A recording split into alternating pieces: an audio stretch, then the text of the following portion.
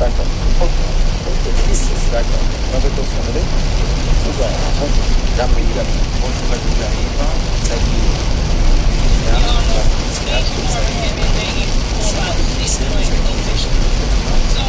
Voilà, comment ça passe là? alors, moi qui me passe là maintenant, moi c'est un jeune, moi j'ai un roche qui est cassé, moi passé de l'hôpital. On passe de l'hôpital là, c'est pour une face, et c'est fond de blanc. Et il utilise son prothèse pour t'arrêter pour nous. Son prothèse, malheureusement, il va une prothèse là. Mal, il balait, même bagarre encore, il va une prothèse là. Alors que moi, c'est un professeur de l'école d'où, moi enseigné à l'hôtel Carrefour. Et ça, il est tout, parce que j'ai des tout capitales de la tour, pour des dimanches. Et puis, il a montré au monde, et il est capable d'aider le système ça. Parce que, hein? Oui, on a un monde qui n'a pas besoin comme si médecin, comme si tu as fait parce que ces jours, je t'ai cassé, je ne peux pas capter, je ne peux pas marcher. Et chaque lettre qui là, c'est en misère. Et pour son monde qui est capable de un hôpital, moi j'ai un monde qui comme si on contact l'hôpital, un orthopédiste capable d'aider moi, de prothèses. Parce que pour les jours, je vais casser les camps. Alors si ça me passe, le téléphone moi, c'est 43 26 61 48 et c'est 34 77 53 70. Encore l'autre encore c'est 48 12 00 23. D'accord. Alors là comme c'est lui même qui est capable de jouer dans soulier. D'accord. Caméra. D'accord, et merci un peu D'accord. Ok, organisation d'aide sociale sans doute à la porte de la pauvreté, qui l'a baillé au courage avec vous, avec Dame qui a problème de l'école là. Je donne Dame qui a problème de l'école là. Dame qui a problème de l'école là. Faire le téléphone titan. Mr. Wayne, you argue that Ms. Brown Ramirez has lied and deceived you throughout your relationship. Bonjour. Bonjour, Gisèle. If the results reveal you are not the father, c'est Junior. walk away and never look back. C'est une personne déplacée intérieure qui s'est empêchée dans cette Isidore Jean-Louis. Moi, c'est vice-président de Isidore Jean-Louis. Moi-même, dans cette Isidore Jean-Louis, nous ne pouvons jamais retrouver rien. Se comprendre, il y a vraiment critique pour nous, l'école va l'ouvrir. Et l'école Isidore Jean-Louis, c'est l'école privée qui est liée. Nous avons pour l'État, avec l'ONG concerné, rendre nous moyens de déplacement pour nous capables d'aller si Dans l'espace là, mais moyennant, il y a aidé le léger, pas vrai? Oui, parce que nous beaucoup de assistance. Nous avons merci pour venir un petit cop avec quelqu'un qui était combien qui était capable. 30 000 gouttes. Juste et pas tout qui était joué. Non, c'est pas pour moi qui était allé, c'était pour moi capable de soutenir, capable de manger parce que si nous avons une photo, gentiment, la plus blanche, c'est vraiment critique pour nous notre Isidore Jean-Louis. Et venir à la radio, c'est cette façon pour que Isidore Jean-Louis capable de donner assistance de tout le monde, de nous lever parce que c'est et en dans il y a même deux salles, nous ne pouvons pas vivre tranquillement. Non, nous avons une équipe à regarder la situation, d'accord? Oui, on a quitté le numéro. Le numéro c'est 34 98 73 21. C'est Junior. D'accord, mais merci un peu, Seyir. Et puis, nous avons fait contact avec vous, à travers le monde qui est fort arriver là pour que nous soyons capables de équipe à regarder la situation, d'accord? Merci un peu.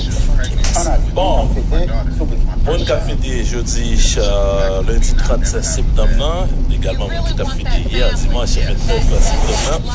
D'abord, joyeux anniversaire à Ethan John Owen, Marc Dieu, qui fête 30 septembre 2023. C'est le premier anniversaire naissance. Bonne fête.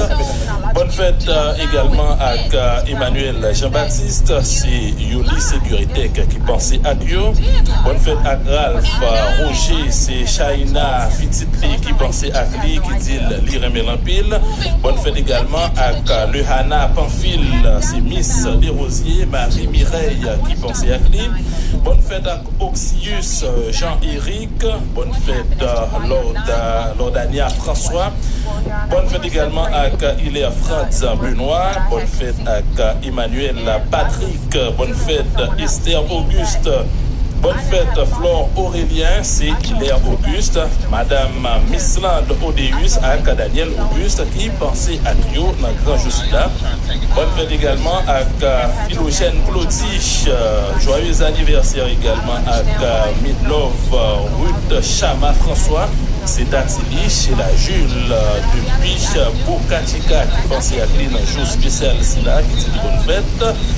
Et puis, hier, dimanche 29 septembre, eh bien, il y a gagné ex-DGPNH là, Miguel-Ange Gédéon, qui a fêté un nouveau printemps chez la Jules depuis Bokatika, pensé à lui dans un grand jour ça, il dit bonne fête.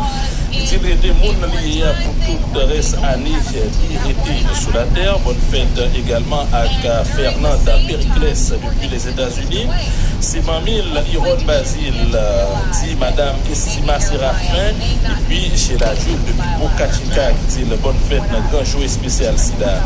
C'était également fête Kayenski Maël Cadet. Bonne fête. Bonne fête également à Clifford Jean-Pierre. Bonne fête à Pasteur Edouard le Grand, c'est sœur Imenta Cadet qui pensait à lui. Bonne fête avec Isaac Tish Zazou Ganan Haïti, branché depuis Brésil, Santa Catarina. Et c'est chez la Jules encore, vous aimez depuis Bokatika qui pensait à lui dans un grand jour spécial ici là. Bonne fête à Stanley Kali Jean-Bernard, bonne fête à Denise Fabius, Cap. C'est tout le monde ça qui a souhaité bonne fête pour journée lundi 30 septembre. Bon la journée tout le monde, bonne semaine, bon la journée, bon la journée. Bonne fête Max Stanley Léveillé, pasteur Basile. Je l'ai gardé là. Excusez-moi. Pourquoi je n'ai pas là-bas? Bon anniversaire. Dans la même rubrique qu'on a fêté hier, c'était fête question de l'amour.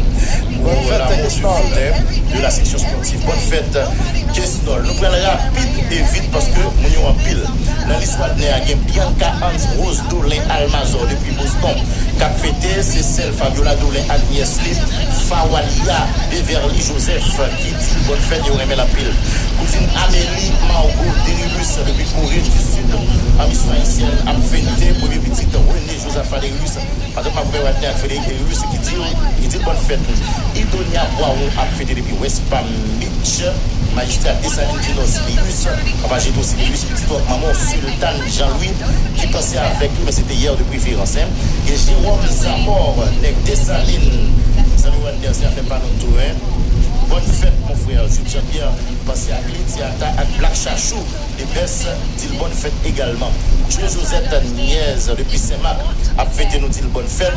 Pour l'anniversaire à Princesse Edvire, Touinaël, Dorseli, c'est maman virulente Gabi et papa Edwin Dorseli, qui a dit bonne fête, bon 6 ans.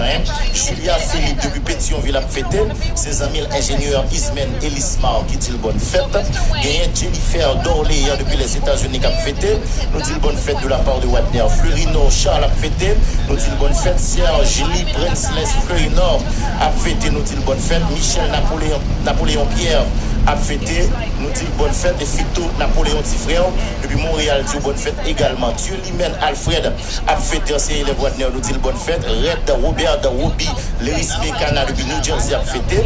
Et Pierre Edison depuis les États-Unis qui a fêté. Adèle Gentil pour nous descendre a fêté ses groupes entre nous qui souhaitent bonne fête à Macandal. Et Robinson Robéus depuis les États-Unis qui a fêté. En septembre depuis mon Grandmont depuis Férancin qui a fêté. Chicosias Pierre depuis Gonaïve Negenri a fêté ses World Destiné qui dit bonne fête. Et Wilner Etienne Nectabar, directeur technique national Fédération haïtienne de football, nous dit bonne fête de la part de Wadner également. Nous sommes dit ça là hier, c'était anniversaire question là, mon ex Chaban Tigouave, animateur, présentateur, chroniqueur sportif, mon musique, tout le monde, mon football, nous dit bonne fête. Et Billy Philobé depuis les États-Unis, ex-Saint-Louis du Nord, qui a fêté, nous dit bonne fête. Cynthia Michel depuis Montréal, Canada, qui a fêté, ici artiste chanteuse. Et Miss Nadejada qui a fêté, nous dit la bonne fête également. Sans ne pas oublier, gagner Urline Bastien depuis Saint-Marc qui a fêté jeudi 30 là. Et puis pour nous finir, il y a des gens qui ont fêté Jérôme Zamon déjà, Etienne Magistron et Action Graphique Jingle qui a fêté, c'est de la part de Jules Jean-Pierre Sanbablier. Carnafi Voltaire, c'est à faire pas c'est Niès qui a fêté, mais c'est de la part de Jules Jean-Pierre, nous dit le bonne fête.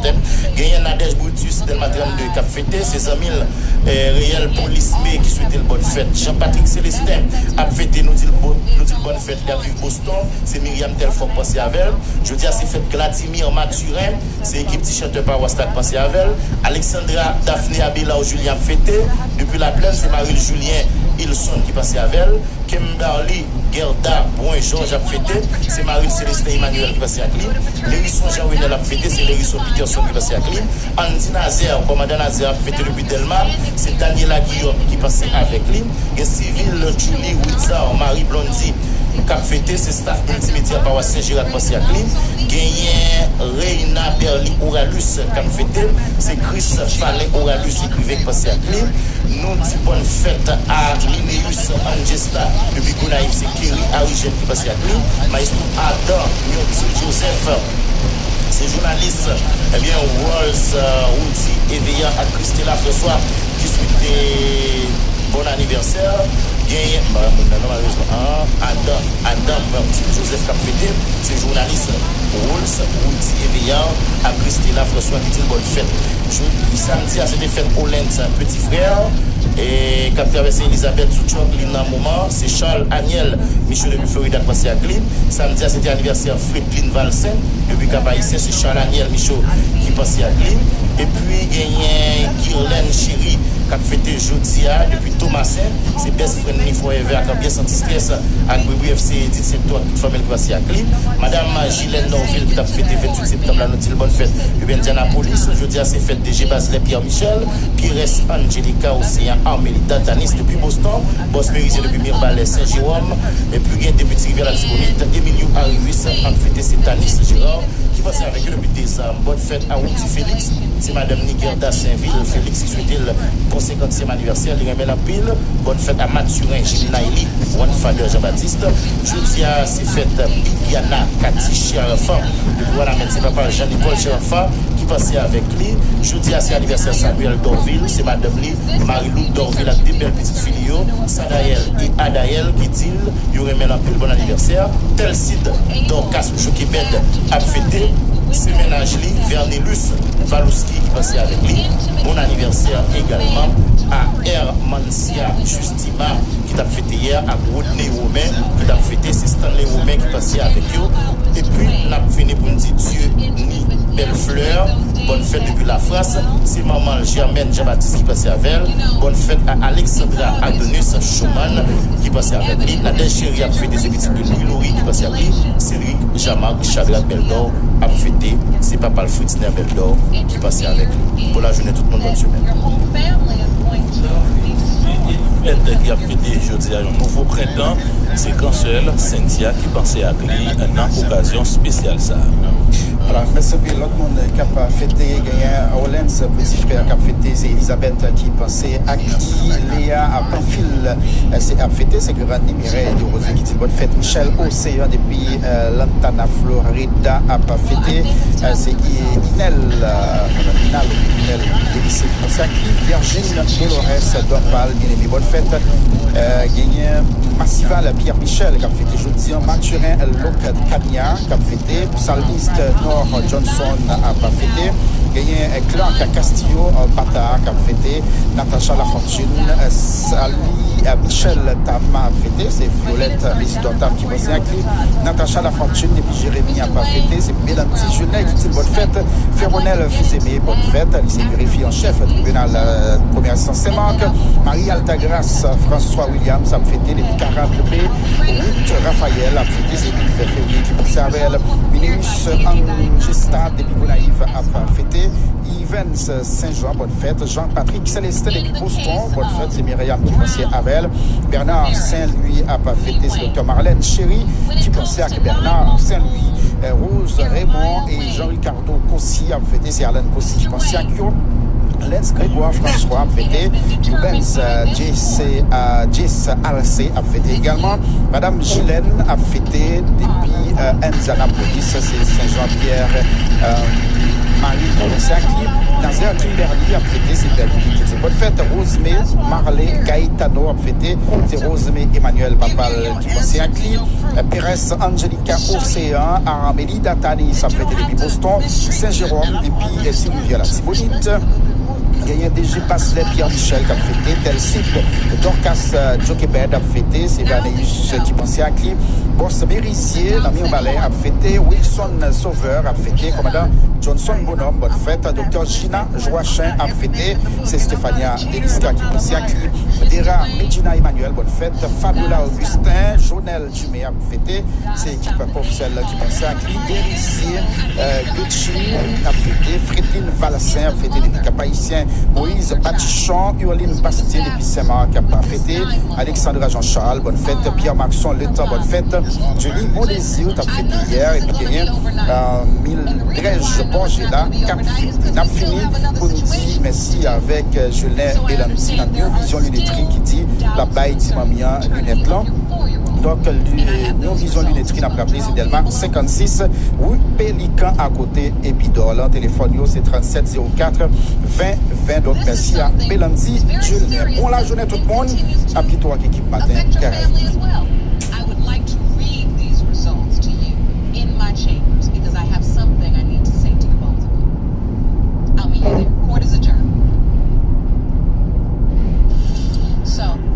I feel that I can beat anything in this world but my own cigarette habit. I spend a little over $6 for a pack of cigarettes, and I smoke 2 packs a day. If you calculated what I spent in a week, I could probably pay my family's bills. Family is everything, and I want them to be proud of me. Visit tobaccofreeflorida.com to find free resources to help you quit your way. Joining our conversation is billionaire businessman, entrepreneur Mark Cuban, live for us in the room in Pittsburgh. You missed our big build-up. Everything that we say about you is sure to trigger Kamala Harris's opponent, Donald Trump. But I want to hear from you what parts of this will resonate with the kinds of voters she still needs to move into her column ahead of November.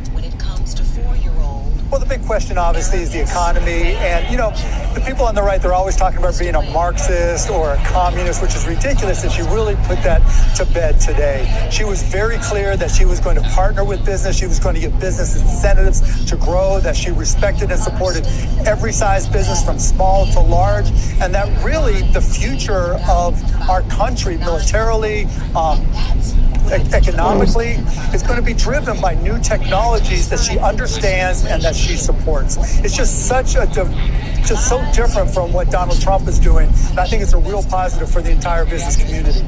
I mean, she didn't sound like a politician, Mark. We were talking about how, you know, she turned to the audience and really the country with her question. You know how long it took to build the Empire State Building? 1 year. I mean, she's sort of aligning herself with how all of us see the things that confound us and saying, as president, I'll ask why. I'll get to the bottom of why it takes so long. That sounds like the kind of advice you might appreciate. Good day, everyone. Oh, no, I loved it, right? When she talked about the Empire State Building and the Pentagon being built so quickly, I had no idea. But she had also talked prior to that about removing red tape, about allowing building to happen faster so that we can get things done. And she talked about being open to new ideas so that when somebody comes in with a better way to do it, we'll iterate, we'll review, we'll do it a better way. Whatever's the best way, that's what she wants to do. She said very clearly she is not an ideologue. She doesn't care about supporting what the historical ideologies where she wants to do the right thing. She wants to help the economy. She wants to help the middle class. She wants to help businesses grow, which benefit the middle class. She said all the right things. One of the things that she did very effectively, and it wasn't the bulk of the speech, is the burns on Donald Trump were brutal. She went after him for the Carrier plant in Indianapolis, offshoring jobs. She said 200,000 manufacturing jobs were lost. She described him as the, quote, biggest loser ever of manufacturing. Why does Trump even have the perception of being good on the economy? I mean, he's a good salesperson. You know, he talks a good game, but it doesn't mean he follows through or gets the job done. And that's part of what she has to communicate. I think she got a good start in doing that and was able to communicate that with Carrier as an example. Look, the starkest difference between the two.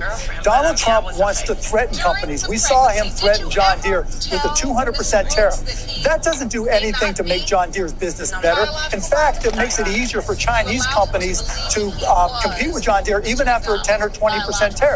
What did Kamala Harris say? She says she's going to incent companies to grow and build. She's going to offer tax incentives. She's going to make it easier to borrow money, the things that companies need to grow. So one is a hammer and the other is a carrot, right? How do we help businesses grow? That's such a stark difference. The other huge difference between the two, Donald is just so impetuous. He's so impulsive in everything he says about policy. You can tell that the Kamala Harris team has vetted every single thing she said. Not just does it sound good, does it hold good, but really is it good, strong policy. When I talked to her, you know, the key message she gave to me was, these are policies that we've really thought hard about, that are important to me. We want to make them work. She's not just a sales rep just saying what she thinks the customer might want to hear. She's a good CEO who says, we need to do this right because I'm responsible to my stakeholders and we need to make sure we do it the right way. You could not have a greater difference between two candidates. You are such an interesting advocate for her as the leader on the economy, for her as the pragmatist. And I wonder, I've seen you asked questions about your thoughts about Donald Trump, but I wonder, you're sort of a conversion story, right? You knew him. I think at some point you supported some of what he was for, and you've had an about face. Can you just tell us your Donald Trump story? You carried for 17 years. Yeah, I mean, I've known him for 25 years. And, you know, I've had various interactions with him, got to, you know, talk to him. We weren't best friends, but in 2015, when he came down the escalator, in 2016, early on, I was like, okay, this guy is not a traditional politician. But I also presumed that he would start to learn and really take an interest in the job and what it takes to run the country and, you know, learning the issues and the details. And I got to the point where I realized he had no interest in learning. He had no interest in details. He had no interest in really finding out what it takes to be successful with any policy. And it was kind of crazy. You know, one time I spoke negatively about him, and he sent me the way he sends an email, right? He writes it out, somebody scans it, and then someone sent that as an email to me, and he said, what happened? And literally what I said to him is, Donald, you're not taking the time to learn the issues. You're not taking the time to learn the details. That is a problem that I can't support. And that's where we kind of diverged and went in our different directions. And he hasn't changed. No one talking about Donald Trump says, boy, that really was a nuanced position. Boy, he really was able to show us a detailed policy depth on what he was talking about. It's the exact opposite. Whenever Donald Trump says something, everybody else has to explain for him what he said, right? He can't ever, it's never like, okay, I'll get to that. I didn't convey it right. I'll give you the details on why I said what I said. It's the opposite. It's all his acolytes, all his supporters saying, no, this is what he really meant. It's the opposite with Vice President Harris. When she says what she says, everybody knows what she means. That is such a stark difference between the two. And that's why, that's why I got off of. He had no interest in the details. Well, and it's such a bad bet. I mean, how do you explain any of your peers in business standing with him? His policies are anti-growth, they're protectionist, and his instability seems like the greatest liability any democracy or any economy could contemplate. Well, most people don't look at the big picture, right? You've got some of the Silicon Valley bros, right? The hardcore tech people like Elon that I truly believe think they can manipulate him, right? It's happened before where people wanted to